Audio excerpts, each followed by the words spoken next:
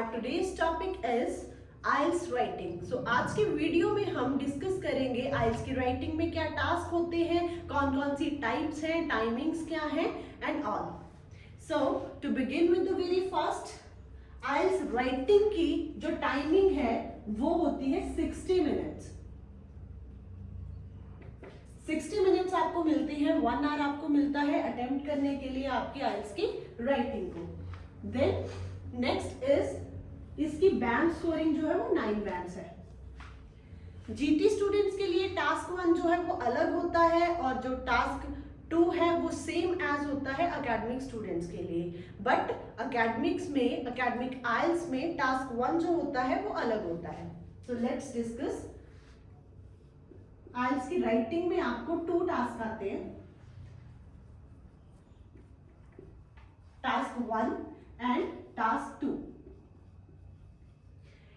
सो इसकी टाइम डिवाइडेशन हम खुद ही करते हैं कि 20 minutes we will give to task 1 and remaining 40 minutes we give to task 2। Task 1 में फॉर जीटी स्टूडेंट्स उनके लिए लेटर राइटिंग आती है एंड एकेडमिक स्टूडेंट्स के लिए इलिस्ट्रेशंस आती हैं। इलिस्ट्रेशन दैट मीन्स कि you have to interpret the data interpretation करना होता है टास्क 1 में, और इसकी जो वर्ड लिमिट है that is 150 to 180 words. So 150 से 180 वर्ड्स जो है वो आपने कंप्लीट करने होते हैं अपने टास्क 1 के लिए। जीटी की जो लेटर राइटिंग है वो 3 टाइप्स में आती है।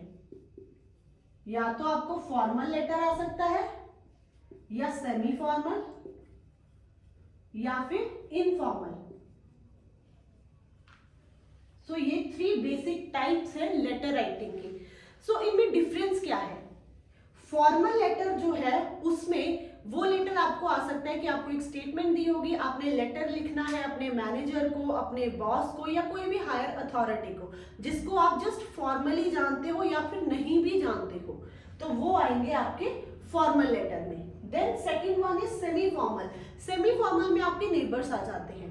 नेबर्स दैट मीन्स कि बाय नेम आप उसको जानते हो, बाय फेस आप उनको जानते हो, बट पर्सनली आप उनको नहीं जानते एंड वो ऑफिशियली भी आप उनको नहीं जानते। सो वो आएंगे सेमी फॉर्मल में कि आपने अपने नेबर को लेटर लिखना है। Then last one is informal. So informal में आपके पेरेंट्स एंड फ्रेंड्स आते हैं, फैमिली एंड फ्रेंड्स आते हैं इनफॉर्मल में। सो इनफॉर्मल के चांसेस ओनली 1% होते हैं, बहुत कम चांसेस होते हैं इनफॉर्मल लेटर आने के टेस्ट में। फॉर्मल और सेमी फॉर्मल दोनों ही सेम एज होते हैं, सो ज्यादा कोई डिफरेंस नहीं है इनमें। Then academic. सो एकेडमिक में आपको टाइप्स ऑफ ग्राफ आते हैं जिसमें आपने डेटा इंटरप्रिटेशन करना होता है। सो डेटा इंटरप्रिटेशन में जो टाइप्स ऑफ ग्राफ आपके रहते हैं वो आता है, या तो आपको लाइन ग्राफ आ जाएगा, बार ग्राफ आ जाएगा, चार्ट्स में पाई चार्ट आ जाएगा, या फिर आपको टेबुलर चार्ट या टेबल आ जाएगा,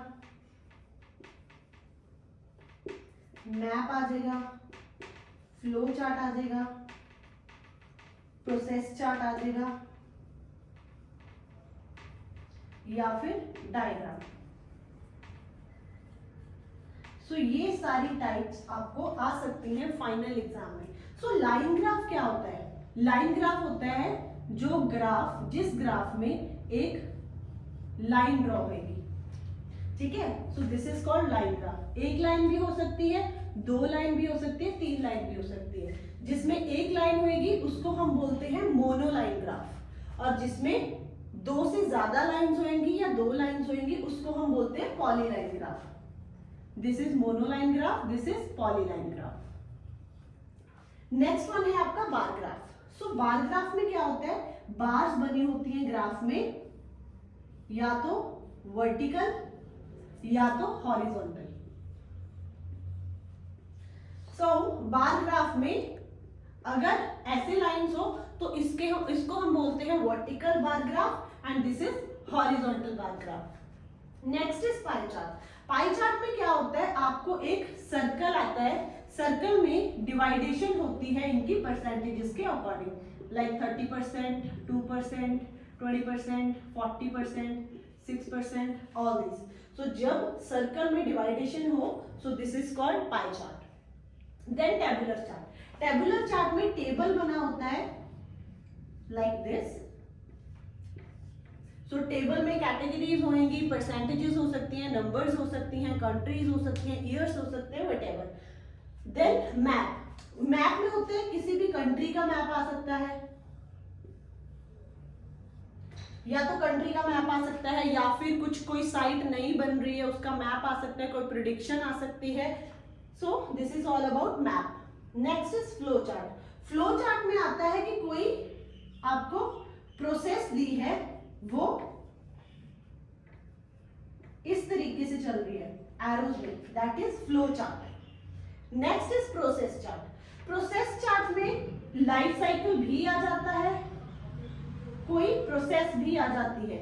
प्रोसेस दैट मीन्स कि अगर इलेक्ट्रिसिटी कैसे प्रोड्यूस होती है वो आपको प्रोसेस आ सकती है, कोई भी प्रोसेस आ सकती है, जैसे रिसाइकलिंग कैसे होती है, ऑल दैट.